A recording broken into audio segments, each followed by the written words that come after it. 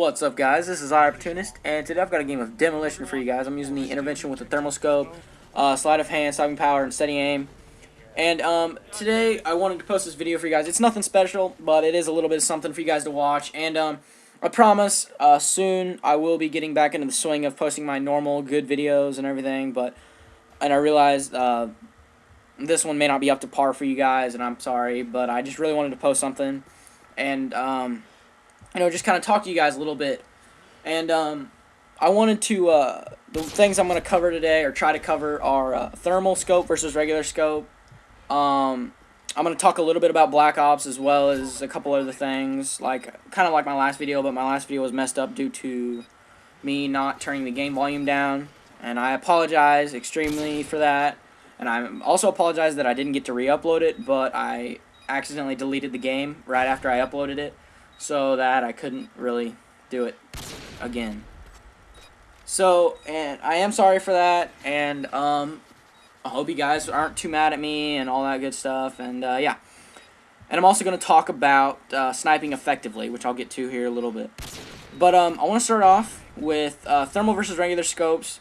I prefer the regular scope, but I've been using the thermal a little bit lately, just because I've been hearing from people that it scopes in a little bit faster. And I like to use it on maps like this and Estate, where it's kind of hard to see people sometimes. Like on this map, it's hard to see people when they're in the big bunker sometimes. So, and in the cave, it's a lot easier to see them too.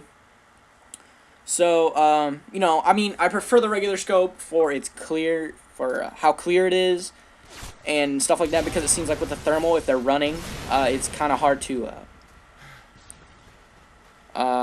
it's kind of blurry, it seems like it's almost like there's like speed blur or something like that. So it's kind of weird.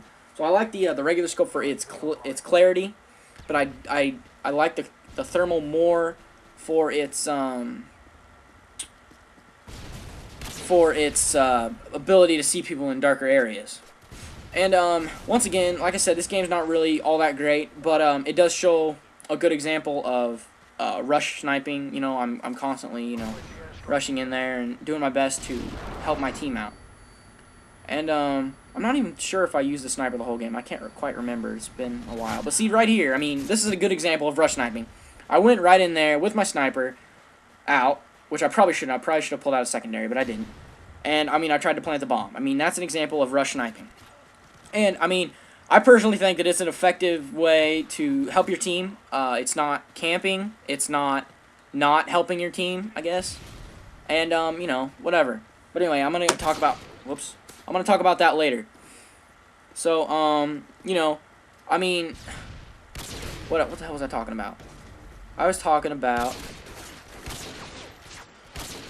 Oh, thermal versus regular. Sorry, I'm pretty much done about that. But I like the regular for its clarity. I like the thermal so you can see people in dark spots. But anyway, okay, now. I want to talk a little bit about Black Ops, again, because my last commentary was so bad due to the game volume. One, I'm excited.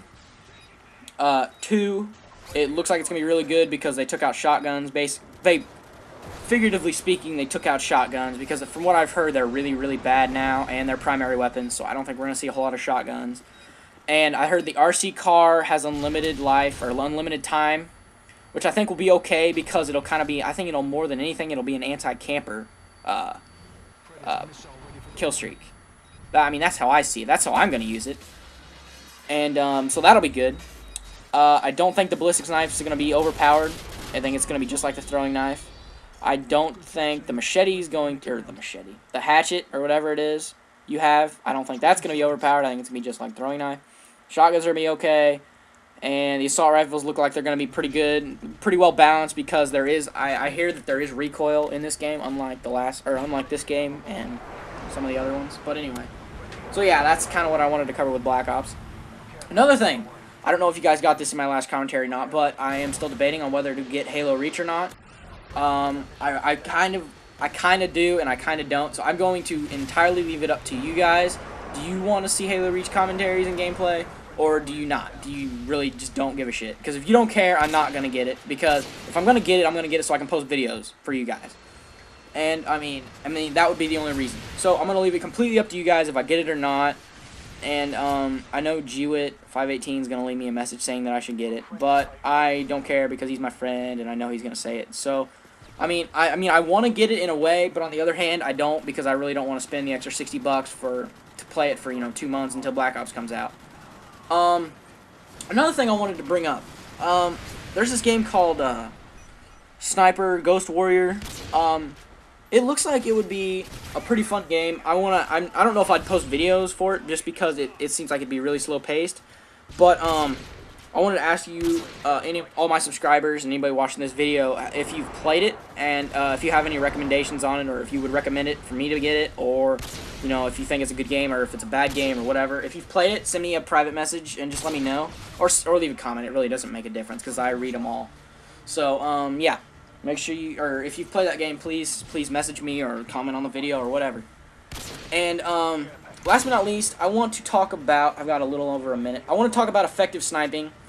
And basically, being effective with a sniper doesn't necessarily have to be rushing. You can be just as effective watching a single spot, such as a flag in domination, as you can playing like I am right now.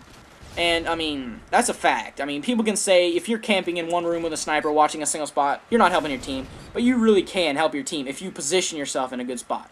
Like here, if I would position myself watching B, I mean, it's a good spot. I may only get 3 kills in the round, but it's a good spot because then the rest of my teammates don't have to worry about it, and they can worry about protecting A, which is the hardest one to protect.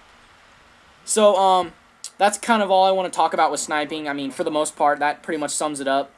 I mean, you can be effective playing like me and rushing around with it, or you can be effective camping a single spot.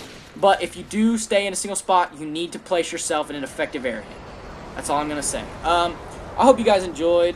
This is iOpportunist, and hopefully my next video will be a little bit better than this one. And, yeah, make sure to rate, comment, subscribe, blah, blah, blah, blah, blah. I'll talk to you guys later.